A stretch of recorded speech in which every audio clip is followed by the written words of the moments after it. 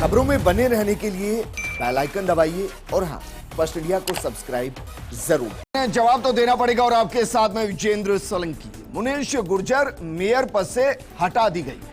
अब बारी है नए मेयर की, या कहें कि कुछ वक्त के लिए कार्यवाहक मेयर। माना जा रहा है कि यह सरकार के लिए आसान नहीं होगा, क्योंकि चुनावी साल में तीनों ही विधानसभा यानी कि किशनपोल, हवा महल और आदर्श नगर के विधायक ये नहीं चाहते कि उनके एरिया से कोई महापौर बने, क्योंकि आने वाले वक्त में विधानसभा में चुनाव है। महापौर बनने के बाद वो उस एरिया में विधायक पद के लिए मजबूत दावेदार हो जाता है।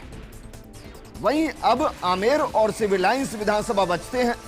सिविल लाइंस विधानसभा क्षेत्र से मुनीश गुर्जर ही एकमात्र महिला ओबीसी प्रत्याशी थी जो पार्षद का चुनाव जीती थी और करप्शन के केस में कुर्सी गंवा बैठी।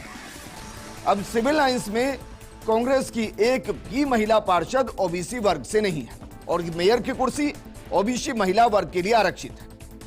तो क्या वाकई में कोई विकल्प नहीं है? सवाल यह भी है कि मेयर कौन होगा और कहां से होगा। आमेर विधानसभा क्षेत्र से वार्ड नंबर 2 से जीत कर आई ओबीसी वर्ग की अंजलि ब्रह्म भट्ट जरूर है, लेकिन माना जा रहा है कि चुनाव को ध्यान में रखते हुए हेरिटेज में मेयर के कुर्सी पर किसी अल्पसंख्यक पार्षद को बैठाना चाहते हैं, क्योंकि आदर्श नगर विधानसभा, हवा महल विधानसभा, किशनपोल विधानसभा ये वो विधानसभा सीटें हैं जहां अल्पसंख्यकों का एक बड़ा वोट बैंक है। लेकिन इन तीनों ही विधानसभा क्षेत्र के विधायक क्या किसी अल्पसंख्यक पार्षद को मेयर बनाने को तैयार होंगे? सवाल यही है कि पूर्ण बहुमत के बोर्ड में मेयर मिलेगा या कार्यवाहक मेयर मिलेगा, और क्या उसका काउंटडाउन शुरू हो चुका है? आज बात इसी मुद्दे।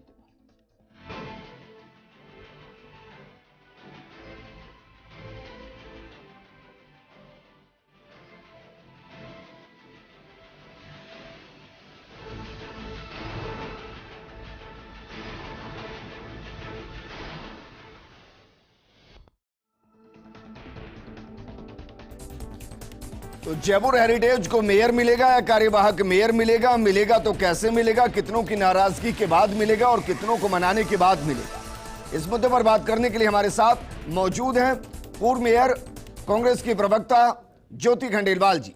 साथ में हमारे साथ मौजूद हैं जगरूप यादव जी, पूर्व IAS हैं, कलेक्टर रह चुके हैं। ज्योति खंडेलवाल जी, वैसे तो 2 निगम इसलिए बनाए गए थे कि बेहतर तरीके से काम कर सके, लेकिन यह इतिहास के पन्नों में दर्ज हो गया कि जयपुर 2 हिस्सों में बटा तो दोनों की मेयर एक वक्त के लिए करप्शन के केस में बाहर हो गई, लड़ाई झगड़े में बाहर हो गई और कार्यवाहक लगाना पड़ा, और यही स्थिति अब हेरिटेज को लेकर बन गई है। लेकिन आपको लगता है कि वाकई में हेरिटेज में मेयर को बनाना इतना आसान होगा? देखिए विजेंद्र जी, निश्चित रूप से सचमुच ये बहुत ही दुर्भाग्यपूर्ण है कि जो 2 निगम बनाए गए थे वो इस सोच के साथ बनाए गए थे कि हेरिटेज में वो हिस्सा है जो कि जयपुर की विरासत से जुड़ा हुआ है, परकोटे से जुड़ा हुआ हिस्सा है, और वहां की समस्याएं और वहां के विकास अलग तरीके से होता है, और जयपुर का बाकी जो शहर है उसका विकास अलग तरीके से होता है। तो वहां पर हम मॉडर्नाइजेशन देखते हैं। तो इसी सोच के साथ 2 निगम बनाए गए, जिससे अपनी अपनी समस्या, अपने अपने रूल्स, अपने अपने रेगुलेशन वो अपने क्षेत्र के हिसाब से बना सके, पॉलिसी डिसाइडेड कर सके और ज्यादा बेहतर ढंग से जयपुर का विकास हो सके।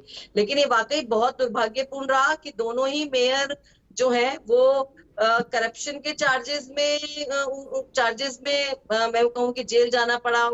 सौम्या गुर्जर जी के पति को भी जेल जाना पड़ा और अब मुनीश गुर्जर जी के पति को भी जेल जाना पड़ा, और कहीं ना कहीं अधिकारियों के साथ भी उनका इस तरह का कॉन्फ्लिक्ट या विवाद रहा जो कि जिसने कि उस विवाद को निगम से खींच करके और एक अलग तरीके के जहाँ पे FIR दर्ज हुई या जहां पर एक दूसरे के ऊपर विवाद जो है वो इस तरीके से आगे बढ़ गया, जहां बातचीत में असंयमितता बहुत ज्यादा बढ़ गई।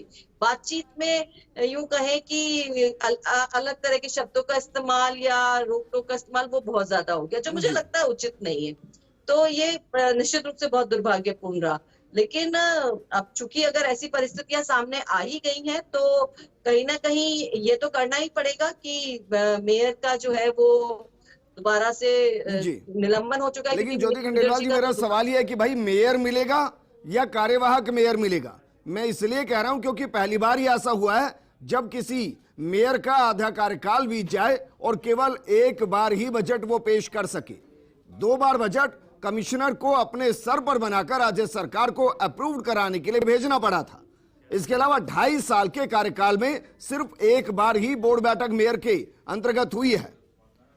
और सुन लीजिए, मुनेश गुर्जर अपने 2.5 साल के कार्यकाल के वक्त में संचालन समितियों का गठन तक नहीं करवा पाई। तो पहला सवाल तो यही कि भाई मेयर चाहिए भी या नहीं चाहिए। मैं बिल्कुल विजेंद्र जी आपकी बात से पूरी तरीके से सहमत हूँ। ये भी एक बहुत ही दुर्भाग्यपूर्ण स्थिति रही कि आप बोर्ड मीटिंग्स नहीं कर रहे हो, कमेटियों का गठन नहीं कर रहे हो। ये बहुत जरूरी होते हैं जब आप डेमोक्रेसी की बात करते हो, डिसेंट्रलाइजेशन करते हो, ज्यादा बेहतर ढंग से काम कर सकते हो। अगर बोर्ड मीटिंग्स ही नहीं तो पार्षद अपनी बात कहेंगे कैसे? तो ये होना बहुत जरूरी है। मैं ये जरूर कह सकती हूँ कि अभी नहीं कर रहे थे, बोर्ड मीटिंग आप नहीं कर रहे थे, आप समझ रहे हैं मैम, समितियां आप नहीं बना रहे थे। तो मेरा मूल सवाल है कि हेरिटेज में मेयर चाहिए भी या नहीं चाहिए। पहला सवाल, अगर चाहिए तो पूर्ण बहुमत के बोर्ड के अंदर वो मेयर ही होगा या कार्यवाहक मेयर होगा? विजेंद्र देखिए, किसी के चाहने और ना चाहने से कुछ नहीं होता है। आपको संविधान के अकॉर्डिंग चलना होता है, कानून के अकॉर्डिंग चलना होता है। तो जब 74th अमेंडमेंट के तहत आपको यहाँ पर आप ऐसा नहीं कर सकते हो कि आप मेयर ही नहीं बनाओ। मेयर तो बनाना ही पड़ेगा और बनाना भी चाहिए ही चाहिए। जहां तक बात कार्यवाहक मेयर की है तो ठीक है, कुछ समय के लिए जो है वो कार्यवाहक मेयर बनाया जा सकता है, जिसका एक्ट में प्रावधान है कि आप 2 महीने के लिए कार्यवाहक मेयर को बना सकते हो, लेकिन उसके बाद आपको मेयर का चुनाव जो है वो पार्षदों के माध्यम से करवाना होगा। और निश्चित रूप से कांग्रेस द्वारा भी, अभी सरकार द्वारा भी जो है वो इन सब पूरी इसका एक्ट के अनुरूप ही जो है वो काम किया जाएगा। लेकिन हाँ, इस समय हो सकता है एक बार, क्योंकि मेयर को तुरंत प्रभाव से काम करना है और तुरंत प्रभाव से हम चाहते हैं कि मेयर की जिम्मेदारी किसी को दे दी जाए, तो कार्यवाहक मेयर फॉर अ टाइम भी बनाया जा सकता है। ज्योति जी, वापस मैं आपके पास आऊंगा। जगरूप यादव जी हमारे साथ है। जगरूप जी, अब ये तो अफसोस ही है जनता के लिए, एक तो मेयर मिला, अलग निगम मिला, वो मेयर फंस गए, कभी आयुक्त से लड़ाई के चक्कर में, अब करप्शन के चक्कर में कुर्सी गवा गई, बोर्ड बैठक की नहीं, कभी बजट पास किया नहीं, एक बार को छोड़ दिया जाए, समितियां बनाई नहीं, तो मेयर थी भी या नहीं पता नहीं। लेकिन अब ये कहा जा रहा है कि जो मेयर होंगी वो हो सकता है कार्यवाहक हो। तो पूर्ण बहुमत के बोर्ड का क्या करेंगे? एक संदेश दीजिए ना कि पूर्ण बहुमत का बोर्ड हमारा ये चेहरा है, जीत कर आएगा, क्यों कार्यवाहक? विजेंद्र जी, जो म्यूनिसिपल एक्ट बना हुआ है 2009 का, उसकी धारा 8 का आप संदर्भ लें, उसमें अनुच्छेद 8 में इस बात का उल्लेख है कि नगर निगम का प्रशासन है वो इसके बोर्ड में निहित होगा इसके अध्यक्ष के थ्रू, यानी महापौर के थ्रू। तो ऐसा नहीं है कि ये तो चाहत की बात नहीं है। ज्योति जी ने बिल्कुल ठीक कहा कि ऐसा नहीं है कि मेयर बनेगा नहीं बनेगा, ये तो संवैधानिक प्रावधान है। अब कोई मान लीजिए निरर्हता मतलब धारा 24 के चलते या 39 के चलते कोई सदस्य या उसका अध्यक्ष अर्हत कर लेता है, तो ऐसी स्थिति में कार्यवाहक मेयर बनने का भी उल्लेख है। लेकिन कार्यवाहक मेयर का 6 महीने का वक्फा उसको राज्य सरकार एक सक्षम निर्देश के तहत 3 महीने और बढ़ा सकती है। तत्पश्चात चूंकि बोर्ड का जो कार्यकाल है वो काफी है, तो मेयर तो बनाना ही पड़ेगा। अब कार्य बनाना तो पड़ेगा सर, लेकिन यहाँ तो सवाल अलग है कि भाई मेयर बनाना तो पड़ेगा, वो कहां से बनेगा? जो बनेगा बोर्ड के सदस्यों में से बनेगा। इस प्रोग्राम में मैंने पूरे उदाहरण के साथ बताया कि भाई कैसे नहीं बन सकता, कहां से बन सकता है। मेरा सवाल ये भी है कि मानकर चलें ज्योति जी की इस विधानसभा चुनाव से पहले हेरिटेज में कार्यवाहक ही रहेगा, नहीं एक मेयर नहीं रहेगा, क्योंकि 5 महीने के आसपास बचे हैं। 6 महीने का एक्सटेंशन होता है। बोर्ड का कार्यकाल अधिक है, आपको गलत ध्यान है। बोर्ड का कार्यकाल नहीं, मैं ये नहीं कह रहा, मैं ये कह रहा हूं सर कि जो कार्यवाहक अभी चुन लिया जाए उसको 6 महीने के लिए कार्यवाहक ही रख दिया जाए, फिर 3 महीने के लिए कार्यवाहक रख दिया जाए।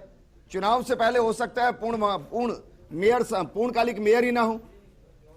नहीं, आप 2 चीजों में कंफ्यूज कर रहे हो विजेंद्र जी। एक तो विधानसभा के कार्यकाल से बोर्ड के कार्यकाल का कोई संबंध नहीं है, बोर्ड का कार्यकाल अधिक क्या है। मैं आप थोड़ा कंफ्यूज इसलिए सर कि आप प्रोग्राम में थोड़ा लेट जुड़े। ये कनेक्शन ये है कि भाई 3 विधानसभा सीटों के विधायक चाहते ही नहीं कि उनके वहां से कोई मेयर बने। मेयर बनेगा तो विधानसभा की टिकट का दावेदार हो जाएगा।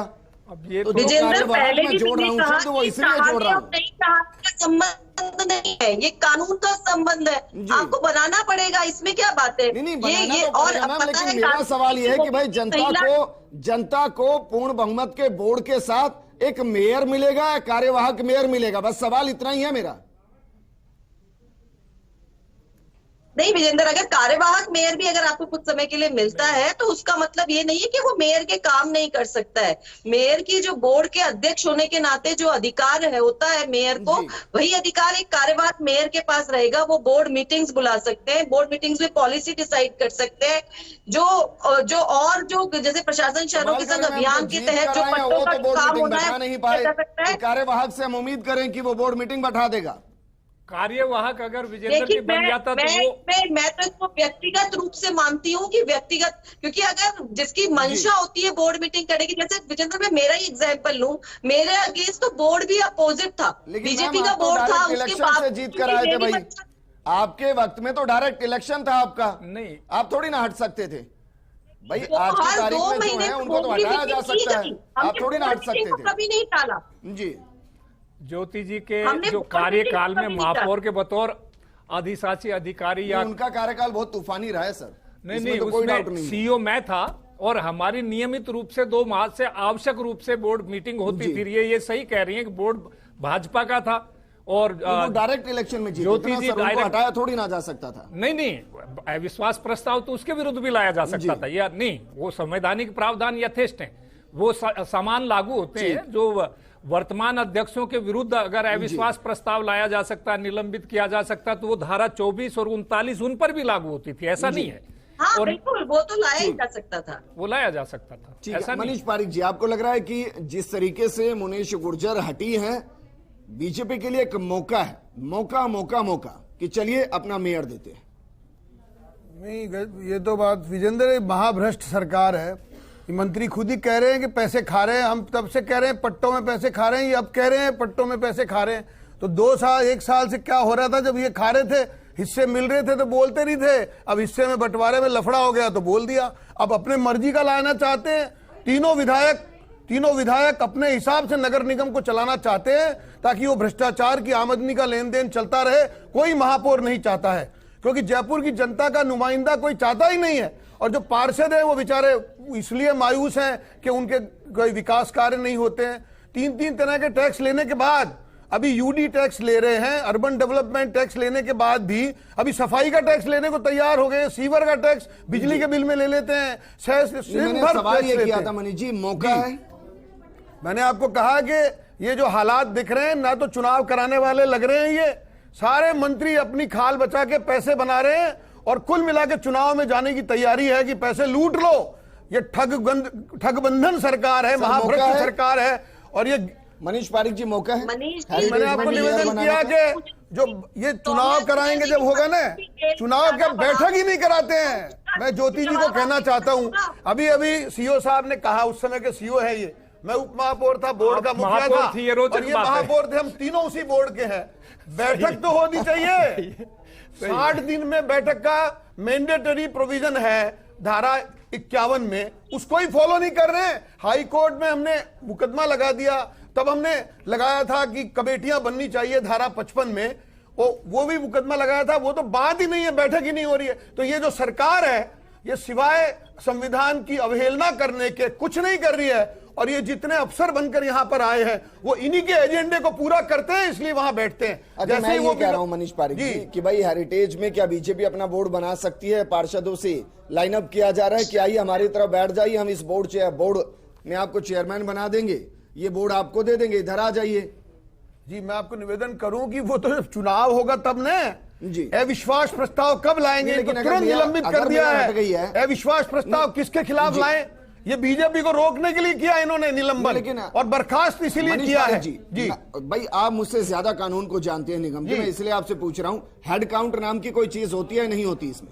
जी, हेड काउंट नाम की कोई चीज होती है नहीं होती? मैंने कहा वो कब होगा? व्हेन यू स्टार्टेड, अगर you are intended to count the head that time ना, there is no counting at all. Uncounted money, uncounted काम हो रहे हैं, अनअकाउंटेड मनी आ रही है। तो इसको मैं विधानसभा के परिप्रेक्ष्य में समझाता काउंट ही नहीं करेंगे कि मानिए कोई हट गया, तो राजभवन है हमारे पास, जहां हम शक्ति प्रदर्शन करते हैं, हेड काउंट कराते हैं, देखते हैं भाई संख्या बल किसके पास है, वहां से नेता चुन लिया जाता है। क्या निगम में कोई ऐसी व्यवस्था है कि भाई हमारे पास इतना हेड काउंट है, इतने का बहुमत है, हम उससे ज्यादा है, हमें मेयर बनाने का मौका दिया जाए, कोई ऐसी व्यवस्था है? देखिए, जो इसके अध्यक्ष का और उपाध्यक्ष का आवश्यक प्रावधान उसमें है कि कोई भी निगम है या कोई भी नगर निकाय है, उसमें अध्यक्ष और उपाध्यक्ष दोनों के पद संवैधानिक रूप से म्युनिसिपल एक्ट में प्रावधानित है।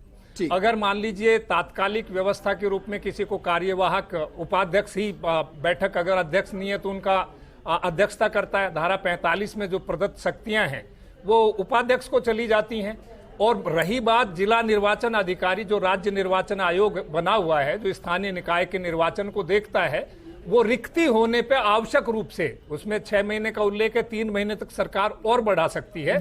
तत्पश्चात जिला निर्वाचन अधिकारी को मैं समझता हूं कि उसके लिए प्रक्रिया को शुरू करना पड़ेगा, और प्रक्रिया होगी तो ये मैं ये भी कहना चाहता हूं, बहुत रोचक बात है कि यहाँ जो पैनलिस्ट बुलाए हैं, आदरणीय ज्योति जी उस वक्त महापौर थी और मनीष जी उप महापौर थे, और मैं वहां पे मुख्य कार्यकारी अधिकारी और मुख्य नगर पालिका अधिकारी था। बैठक नियमित रूप से होती थी, कमेटियों का गठन भी बोर्ड ने किया। राजनीतिक विचारधाराओं में मतभेद होते हुए भी मनीष जी के और इनके दूसरे साथियों के नेतृत्व में इन्होंने समिति बोर्ड से पास करवा ली, राज्य सरकार को उस पर अनुमति देनी पड़ी। पास हुआ कमेटियों का, सर्वसम्मति से कभी नहीं हुआ था। वो उस बोर्ड का इतिहास है कि सर्वसम्मति से कमेटियों का प्रस्ताव उस समय पास हो सका जी। क्योंकि बोर्ड बीजेपी का था। मैं आपको निवेदन कर रहा हूं, अभी भी बोर्ड बोर्ड आपका बीजेपी एक का यहाँ अभी भी है। होता तो सारे काम होते जी, हो रहे हैं ना वहाँ। मैं आपको निवेदन करूं, कमेटियां बनी नियमित है बैठके ग्रेटर में, वहां पे भी मनीष जी नहीं हो रही, नहीं ग्रेटर में कमेटियां ग्रेटर में बनी भी। है। अब ये तो आप ग्रेटर में कौन सी बोर्ड मीटिंग हो रही है? ग्रेटर में भी कोई बोर्ड मीटिंग मैं यही कहना चाह रहा हूँ। मनीष जी, ग्रेटर में भी करप्शन के सेम ही हालात है। वहां भी सौम्या गुर्जर जी के पति को जेल जाना पड़ा है करप्शन के चार्जेस में, वहां भी अधिकारियों के साथ इसी तरह का व्यवहार हो रहा है। तो मैं आप ये कहें कि ग्रेटर की हालत भी बहुत अच्छी, तो ग्रेटर की हालत भी कोई अच्छी नहीं है मनीष जी। वहां जहां आपका बोर्ड है वहां भी ज्योति जी की बात का समर्थन करता हूं। ये तो स्थानीय निकाय के अध्यक्ष और बोर्ड की शक्तियां हैं, राज्य सरकार को तो उस पर अनुमति देनी ही पड़ेगी। राज्य सरकार मनमाना व्यवहार उन पे नहीं कर सकती। अगर किसी, मैं मूल सवाल पर आता हूं ज्योति जी, भाई ये भी डर सता रहा है, जो जानकारी है विधायकों को कि भाई हम हमारे क्षेत्र से मेयर आ गया तो फिर टिकट का दावेदार हो जाएगा। अब आप तो एक अच्छे उदाहरण है।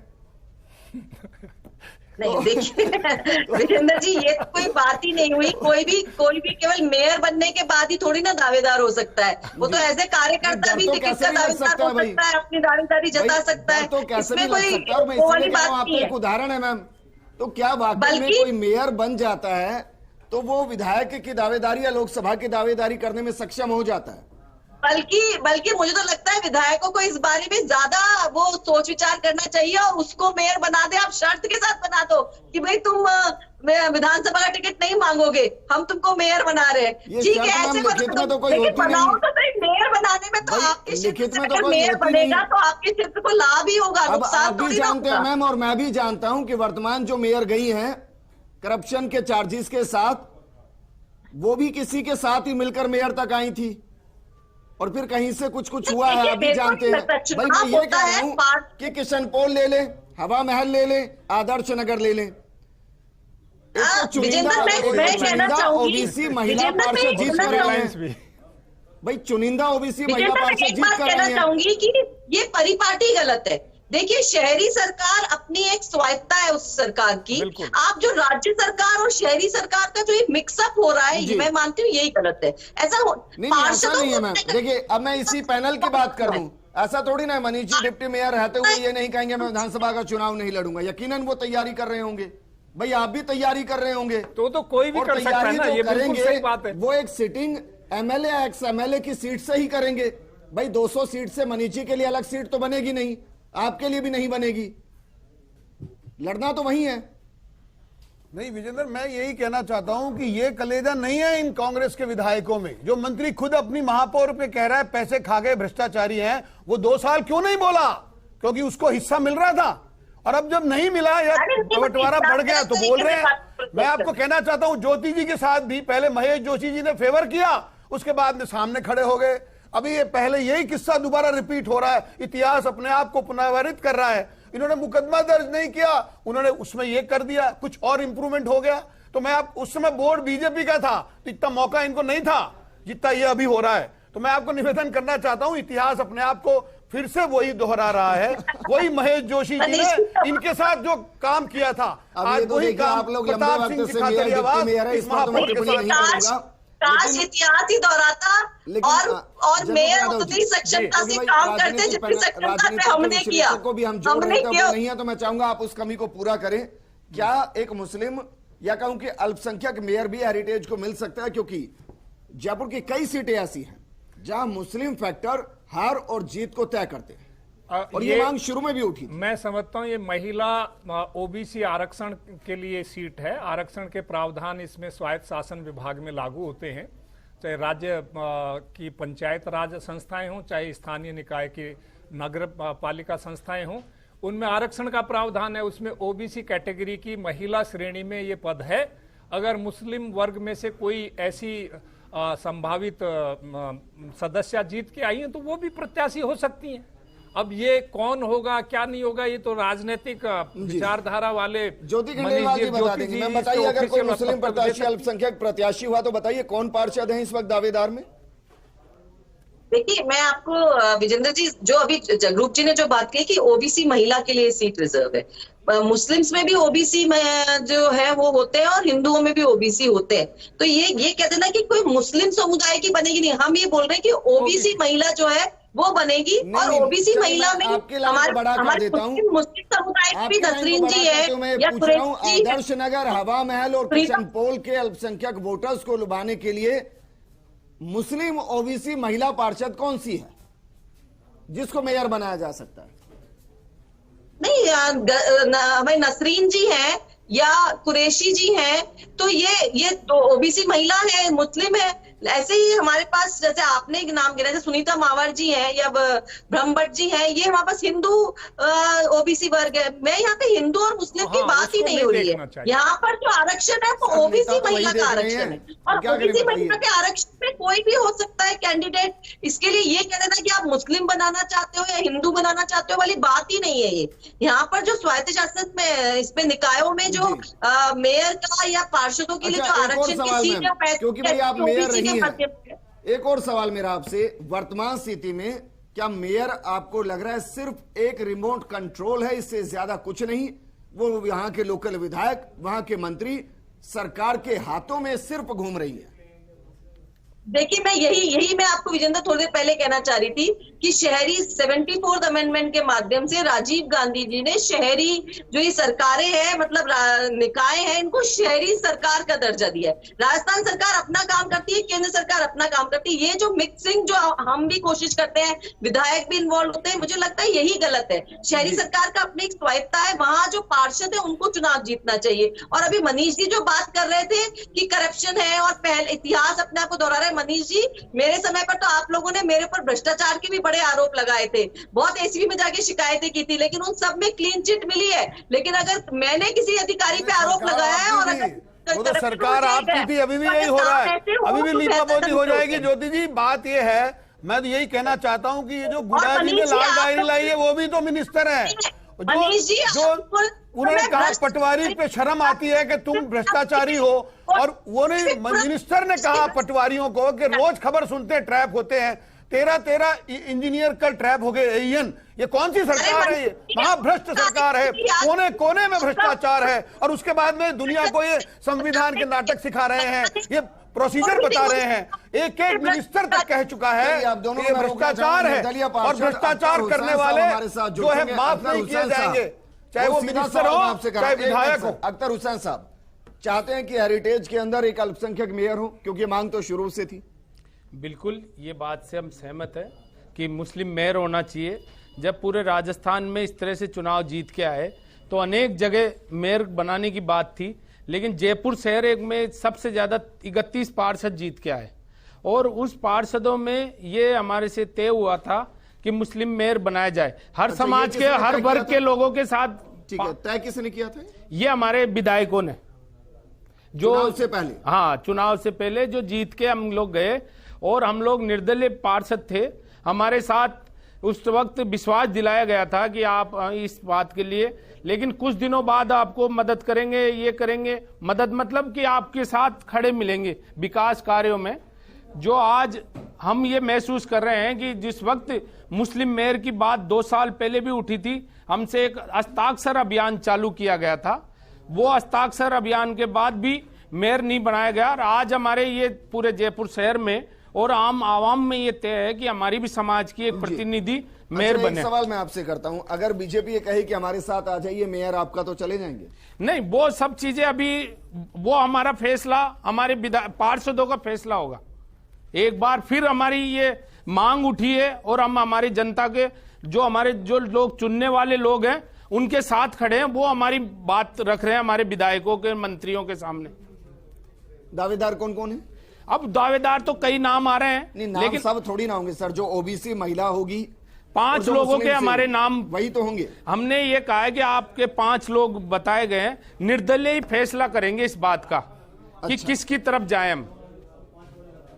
तो किसको समर्थन है निर्दलियों का? वो हम अभी आज या कल कोई मीटिंग होगी, हमें बुलाया जाएगा, हम अपनी बात रख देंगे। तो रख दीजिए बात, बताइए कौन है। अब आप ये चीज तो हमारे 5 नाम है, कौन सी विधानसभा से चुन के आएंगे, वो हमारे 5 नाम ही होंगे सर, कुल ही 5 होंगे। जो ओबीसी से महिला होंगी, आप समझ रहे हैं जी, और अल्पसंख्यक होगी, वो 4-5 ही नाम होंगे। तो नाम ही बता दीजिए कौन कौन से। भाई ऐसा थोड़ी ना आप चाहें तो मेयर बन जाए, बिल्कुल नहीं बन सकते। नहीं, नाम आपको सब मीडिया के माध्यम से सबको मिल रहा है, लेकिन हम ये चाहते हैं कि एक बार जयपुर शहर की जनता में हमें जो चुन के भेजा गया था, और उस वक्त पहली बार राजस्थान में मेयर बनना चाहिए मुस्लिम, ये हमारी मांग है जी। तो मांग तो 2.5 साल पहले भी थी। वो बात 2.5 साल बाद, आज फिर 2.5 साल बाद दूसरा दिन, पहले ही चुनाव वाला दिन आ गया आज हमारे सामने, और इस बात के लिए हम पूरे तैयार हैं। मनीष जी, फिर मैं कह रहा हूं, मौका है बीजेपी के लिए, ऑफर है कुछ? ये मैंने कहा असगर भाई बोले हैं जब चुनाव होगा तब बनेंगे ना, अब तो कार्यवाहक बनेंगे, वो जिसको बैठा देंगे पपेट को। कार्यवाहक की एक सीमा है मनीष जी, देखिए आप आचार संहिता लगेगी, आप आपको पता है। उपमहापौर के अलावा वकील भी हैं, आप जानते हैं। 2 महीने बाद नहीं तो कितना समय? मैं आपको निवेदन कर रहा हूं कि ये पहले मोम की गुड़िया थी और अब कोई दूसरी कठपुतली लाई जाएगी, और ये कुल मिला के यही भ्रष्टाचारी विधायक, यही भ्रष्टाचारी इस नगर निगम में चलाएंगे, और उसके बाद हर काम में पैसे खाएंगे। ये मशीन भ्रष्टाचार हुआ है। विजेंद्र जी एक बात कहना चाह रहा हूं मैं, विजेंद्र जी एक बात कहना चाह रहा हूं, आप ये अभी भ्रष्टाचार की बात कर ली इन्होंने, हम ये कह रहे हैं हमारे बीजेपी में हेरिटेज में 4 नंबर की एक पार्षद के पति गिरफ्तार हुए थे, उनका नाम अविनाश सैनी था। उस वक्त ये बीजेपी कहां चली गई थी, उसको हम बर्खास्त नहीं किया गया, और आज मेयर साहब को जो हमारे यहाँ मेयर से बर्खास्त किया, पार्षद से बर्खास्त किया, यानी निलंबित कार्रवाई कर रही है मनीष जी, ये तो मानना पड़ेगा। आप ये देखिए, हमने आप बीजेपी के पार्षद को बचाया, हमने करप्शन के अगेंस्ट तो कार्रवाई कर रहे हैं, हम कोई बख्श नहीं रहे हैं, हम कोई बचा नहीं रहे हैं, लेकिन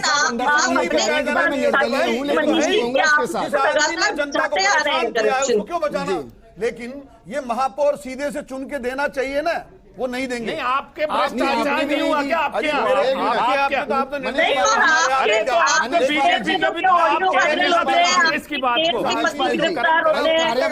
कार्यवाहक तो ग्रेटर में भी रही हैं, शील्डा बाई जी ने कार्यकाल किया है जी, क्यों नहीं दिया? चुनाव क्यों नहीं हो रहा भाई? चुनकर क्यों नहीं दिया आपने? इनसे भी पूछ ली। ये जो डिमांड है, अगर कांग्रेस पार्टी की डिमांड है, वो अगर जेन्युइन है, अगर वो लोकतांत्रिक है, तो पूरी होनी चाहिए, लेकिन वो नहीं होगी। मैं ये कह रहा हूं, क्योंकि इनको अपनी हुकूमत बना के रखनी है, इनको अपना सिक्का चलाना है, और जो इनको नहीं मानेगा उसको हटा देना है। कौन सी डिमांड?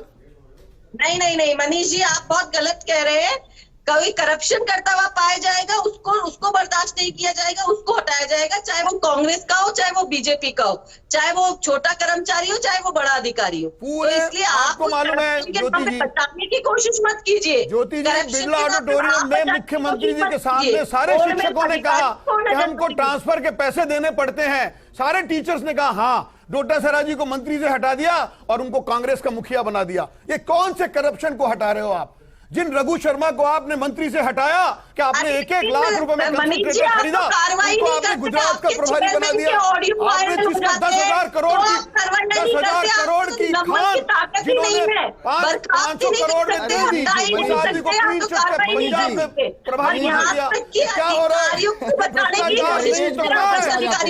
करोड़ों के लेनदेन हो रहे हैं, आपको दावे के साथ अब मोबाइल में खरीद की जाएगी, उसमें भ्रष्टाचार होगा। अब इसमें जब राशन के किट बांटने की बात आएगी, उसमें भ्रष्टाचार होगा। रोम में भ्रष्टाचार है इस कांग्रेस पार्टी में, और इसी कारण से ये महाभ्रष्टाचारी सरकार है। मनीष जी भाई जानते हैं कि विधानसभा चुनाव नजदीक है और एक दमदार भाषण की जरूरत है, लेकिन हम तो हेरिटेज की बात कर रहे हैं। मैं कह रहा हूं कि अगर मनीष जी मैं ये कह रहा हूं भाई अख्तर हुसैन साहब जो कि आपकी नजर में बेहद शरीफ है जी, भोले हैं, अगर वो भोले अख्तर साहब बीजेपी से कहते हैं कि भाई हमारा समर्थन कर दीजिए, मेयर हमारा दे दीजिए, हम इधर से वोट बना लेते हैं, तो भोले अख्तर साहब के साथ चले जाएंगे जी। अब ये तो अख्तर साहब से पूछो। नहीं मैं बीजेपी से पूछ रहा हूं। हमारे कोई बंदिश नहीं है, हम तो ये मोहब्बत की दुकान वालों के झांसे में बैठे हैं, हम तो खुद ही मोहब्बत हैं। इनको पूछ लीजिए कि मोहब्बत की दुकान वालों के झांसे में आएंगे, इनको बरगला। मैं तो अभी कह रहा हूं जैसे हमारे दरवाजे खुले हुए हैं, प्रवक्ताओं से सवाल कुछ भी कर लें, वो जवाब अपने अंदाज में ही देंगे। स्पष्टता के साथ कह ही नहीं सकते कि नहीं हम तो नहीं समर्थन देंगे किसी को, या हम तो समर्थन देंगे। मैं अभी भी कह रहा हूं अगर होगा मनीष जी अपनी पार्टी के बारे में एक भी बात स्पष्टता के साथ बोल ही नहीं सकते, बता ही नहीं सकते, और यही बात है कि वो न तो कभी भ्रष्टाचार की कार्रवाई कर पाए ना आज वो कोई बात स्पष्टता से बोले। पार्टी के बारे में आप बता सकते हो, ये भी सही है। 1 मिनट मनीष जी, अब मेरे पास वक्त की कमी है। ज्योति खंडेलवाल मैम एक लाइन में बताइए, हेरिटेज को मेयर मिलना चाहिए कार्यवाहक? नहीं विजेंद्र जी बहुत सीधी सी बात है, कानून में कार्यवाहक मेयर का भी प्रावधान है। अगर वो कानून में प्रावधान है तो हो सकता है कार्यवाहक मेयर। ये कहना अख्तर साहब अगर इस बार भी अल्पसंख्यक मेयर को नहीं रखा गया आगे तो कदम क्या रहेगा? वो हम कदम वापिस भी ले सकते हैं। हम चाहते हैं अल्पसंख्यक समाज से मेयर बने पहली बार, ये हमारी बात है। मनीष पारिक जी प्लान बी पर काम शुरू हो गया बीजेपी में? जी मैंने कहा भारतीय जनता पार्टी है, जनता जो चाहेगी वही होगा। हमारी पार्टी यही है कि जो ये जनता कहेगी वो कहेंगे। हमने एक चीज तो समझा दी जयपुर को, इससे बहुत फर्क नहीं पड़ता कि आप परिसीमन की या विभाजन की रेखा कहां से कहां खींच दे विकास के नाम पर। फर्क इससे पड़ता है जो कुर्सी पर बैठा है उसका डेडिकेशन काम के लिए कितना है। देखिए विजेंद्र जी मैं ये कहना चाहता हूं बिल्कुल स्थानीय जो शासन है इसमें स्थानीय व्यक्ति कैसे काम करता है, बोर्ड के जितने सदस्य हैं वो कैसे काम करते हैं उस पर निर्भर करता है। अगर उनमें आकांक्षा होगी और बनाना चाहते हैं तो वो फिर अपने हिसाब से बनाएंगे। ऐसा नहीं है, ये कोई राज्य सरकार इस पे थोप नहीं सकती, क्योंकि जो भी निर्वाचन होता है महापौर का वो सदस्य लोग करते हैं और उसके लिए जो विधिक प्रावधान है तो बना ही सकती है। जिला नहीं, कार्यवाहक तो एक टेम्पररी व्यवस्था होती है, वो कार्यवाहक भी बन सकता चली जाती है। कुछ समय पश्चात रेगुलर मेयर भी मिलेगा। और इसके लिए अगर कोई रिक्ति संसूचित की जाती है तो तत्पश्चात जो निर्वाचन अधिकारी बनेगा वो प्रक्रिया के तहत मेयर भी बनाएगा। तो ये समय तो उस समय उठेगा कि भाई अभी रिक्ति की संसूचना होगी क्या। एक सदस्य के निलंबित हो जाने से मैं समझता हूं कि सीधे सीधे ऑटोमेटिकली रिक्ति नहीं होती, तो रिक्ति जब होगी तो ये सारी प्रक्रिया मतलब मैं समझता हूं प्रक्रियाधीन आएगी। मनीष जी, अख्तर जी और ज्योति जी आपका भी शुक्रिया चर्चा में शामिल होने के लिए। अब जरा सोचिए हम सिर्फ एक निगम की बात करें और निगम की इस एक बात के अंदर कितनी सियासत छिपी है उसका अंदाजा आपको लग गया होगा। सोचिए राजस्थान की राजनीति में क्या कुछ है।